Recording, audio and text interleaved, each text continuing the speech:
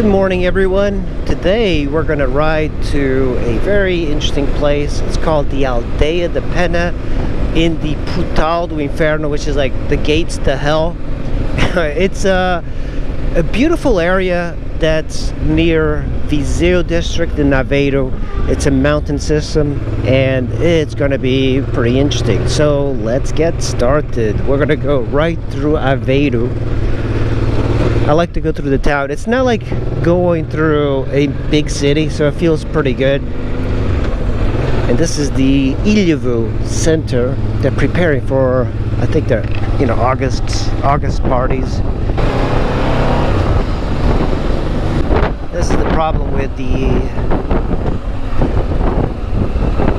weekend traffic. There's just so much traffic, you can't get like a clear run. And this is a particularly nice area, very beautiful, overlooking the Voga River to the right, and really nice twisty roads. Man, this N16 is really pretty, and the river is pristine and beautiful. Look at that, all of these cyclists everywhere, people driving, people having fun, having picnics. I've gone through here before on a weekday. It's much better. There's none of this traffic that you have to deal with. It's definitely getting hot. You see that? Like the little farming tractors everywhere.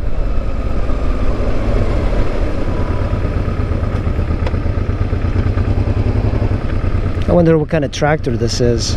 All of the different platforms of land. So it just looks, it has such a different look. It's just a little bit of snow, just turning everything white. It's just so cool. But if you get used to it, like the United States, even though we didn't really have much snow, it takes the special away. Same thing with like people that live on the beach. It's like if you live on the beach, you look at the beach a little bit different than somebody that lives in the countryside and goes to the beach. Going like this for a while on this road. This is a great road. It's nice and sweeping and very little traffic. I'm glad I left the main road, which was really beautiful. But there's something about having a little bit of an isolated road. I can still have fun, even though I'm not going too fast. Today is the weekend. There's a lot of people out, and I always paranoid about riding on the weekends because that's when usually the cops are out. And I don't know if you know this, but getting a ticket here, you're basically going to have to pay the cop right then and there. There's no assumption of, oh, you're gonna get a hearing. No, you're just guilty. If you don't pay, you go to jail. Like looking at the map, just it's all over us. We're in central Portugal, and Portugal has just got a lot of crazy pine forests everywhere. You see the windmills up there, wind power. Lendereira, the town, is up ahead. But this bike just loves to kind of skip over these rough roads. That's an aviary over there. See, nobody lives out in the countryside. In the United States, people live in the countryside. Lendereira is that way. So we're going to keep going up and up.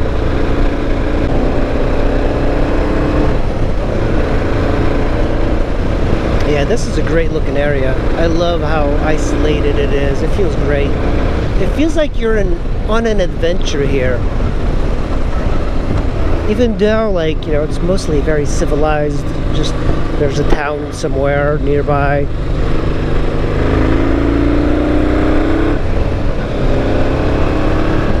The trees are disappearing. Also, Portugal has been suffering from crazy wildfires. Actually, I haven't seen any wildfires this year. This is what I was looking for.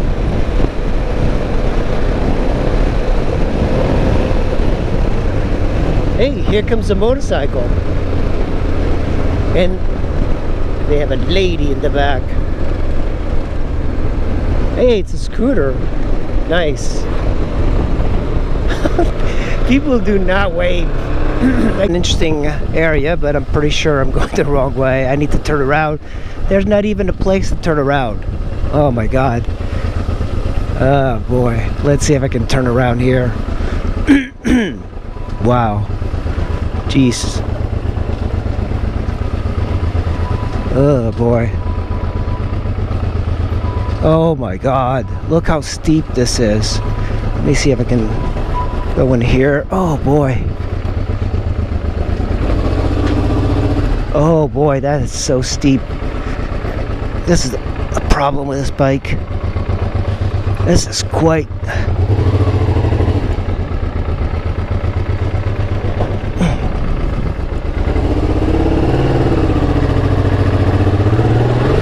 Oh my god.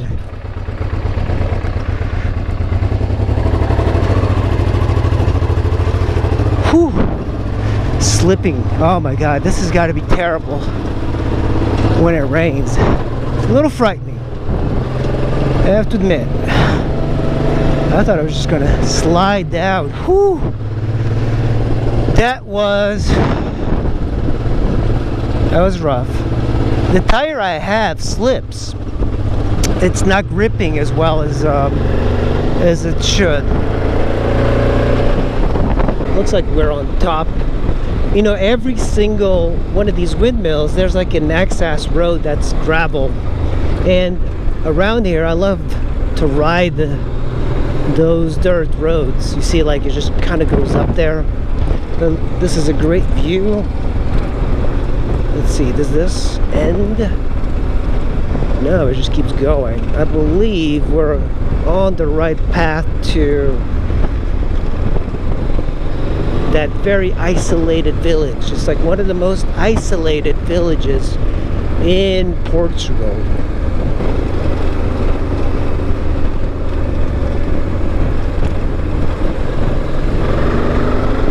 This is they came from the gates to hell to here, so kind of incredible. You gotta admire bicyclists. They're not like the bicyclists in the United States, the Karens, throwing a sissy fit over everything. Don't know the altitude. My other Garmin GPS would tell me. This one doesn't. I don't dare go on any of these off-road trails. I mean, look how steep and rocky that is. People here do go on these large bikes there. There's quite a few people who now, they used to at one point, the older crowd would get the Africa Twin, but now what people are getting is a 10 or a 700.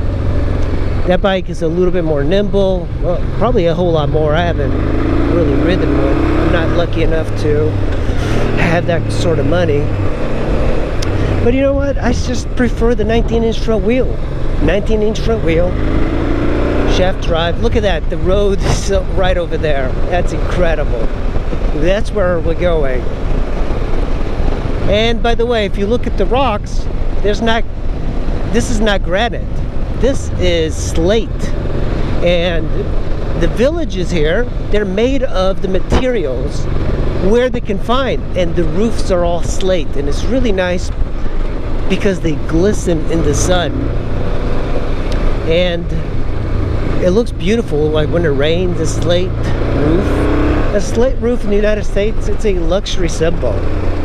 I'm not exactly sure if it's going to be completely packed. So we're going to have to figure that out. You see, like, it's not windy today, which is perfect. We're going to go to Macairo, and then we'll go to... Oh my god, look at that. They're having picnics here. I told you the Portuguese are really big into picnics. The wind feels really nice here. Whoa, I mean, look at the view here.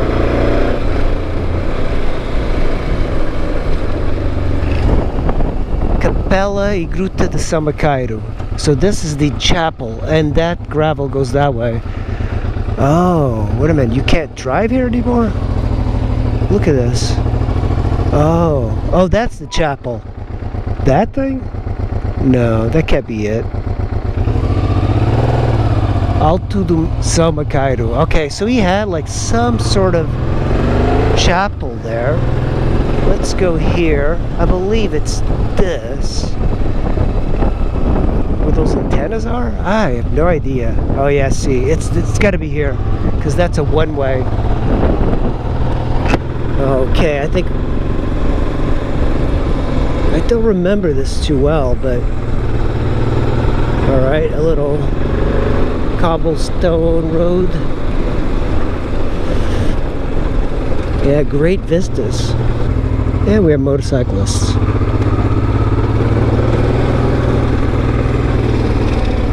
Right there. Let's see if I can go up here.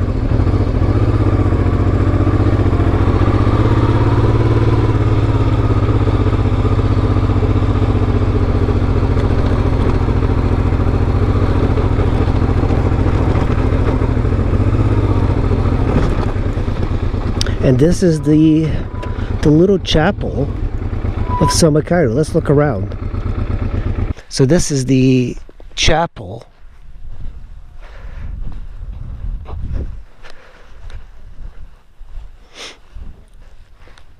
So this is the little chapel. It's kind of cool. A little fortress to protect. Oh yeah, lizard. No tail. Hey bud. Festa Anual, Sábado.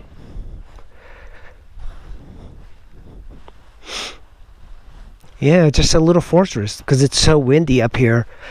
Today, it's not that bad. But you know what? If you're a camper, you can just camp over here overnight or something. Yeah, I slept at the São Macairo. It's not a bad idea. And then you have, I guess, candles. Look at that, people put candles here. I guess they do their little tributes. Oh, that's all wax. Slippery. Oh, this must be some altar. They don't have any like signs or anything explaining what this is. As Motos de Motorcycles 2022. And this, I believe, is like a big piece of slate, because, you know, this area, it's got a lot of abundant slate. Ooh. Macairo's legend tells the story of a man who, by accident, slew his father, so in order to save his soul, became a hermit until the end of his days.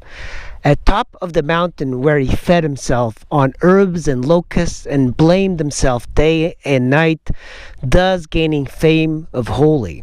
It was therefore erected on the site the Saint Macairo Chapel, and later another chapel, being both very popular and visited during the pilgrimage to São Macairo at the end of July each year. You see the cows over there.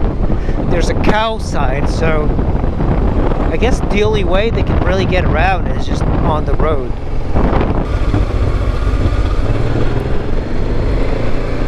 It feels like it's for one car only, but they do have a restaurant there. It's gotta be awesome, I guess, but I think this frightens a lot of people coming here. If you don't know where it is,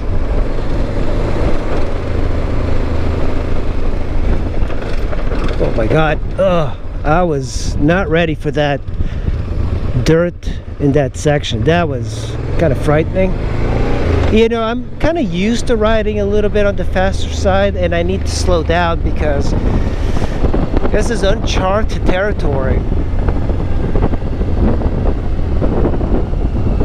I mean, just look how tight this is. And they have water over there.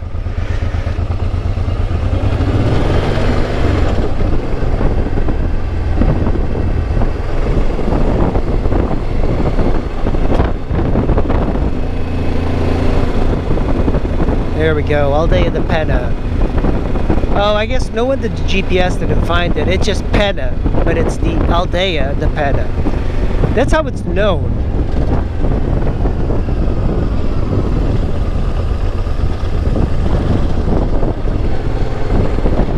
village is extremely tight. I love the slate everywhere. And look, that tree is full of chestnuts. You know, like fig trees, chestnut trees, they just grow. And it's so difficult to grow them in the United States and get like good chestnuts and figs. But here, it's just like, And look at this, it's so fertile. I guess all the water comes down here. And here we go. See, this is like a weekend thing. Aldeias de Portugal, Pena. There we go, there's the GS. So you can't go through here except the people that live here. No wonder. So you have to walk in. So here's the story. The Livraria de Pena. Pena's library is accessible from an old passage, rightly called the Path of the Dead, which killed the living one.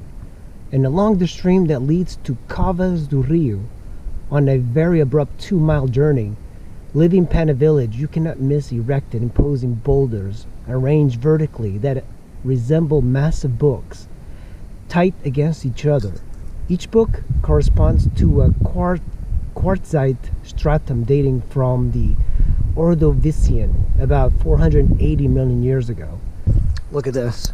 This little house shelters the mailbox for the residents here in the village.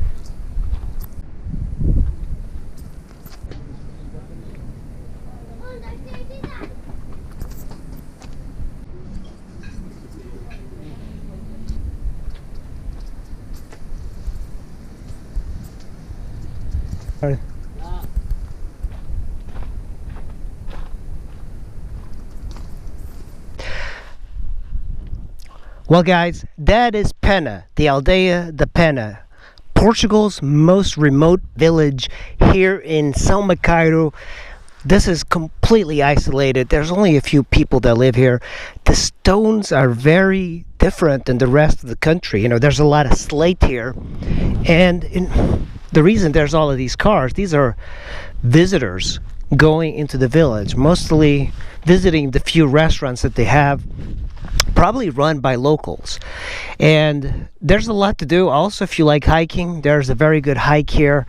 There's one that takes 5 hours. You know, I'm not into hiking or anything, and this is too much for mountain biking. The hills are just so tight, and also very difficult to, if there's 2 cars, it's very difficult to kind of get through. So this is the road just leading out of the village. Like, imagine back in the day when you didn't have a car, you had to do this. At one point, this might have been just gravel or dirt, probably a goat trail leading out of the village. And, you know, this shows you a whole lot about how Portugal is. You know, even though this is the most remote village, it's also, this is like typical for the area to have villages that are very difficult to get to. And every village in the mountains is difficult. Look at these goatee fellows. Look at this. And like a little sheepdog. That's pretty awesome. Hey girls. Look at all the goats. Hey, go ahead girls. Look at the goats. How awesome is this? Look at this little one. Look at this baby one. Hey. That's pretty awesome. Alright girls, I'll see you later. And that's the life of the Portuguese. Alright guys, that is the São Macairo and the Aldeia de Pena. I hope you enjoyed this video. Make sure you hit like and subscribe. And I'll see you in the next one. Thanks for watching. Look at this corner.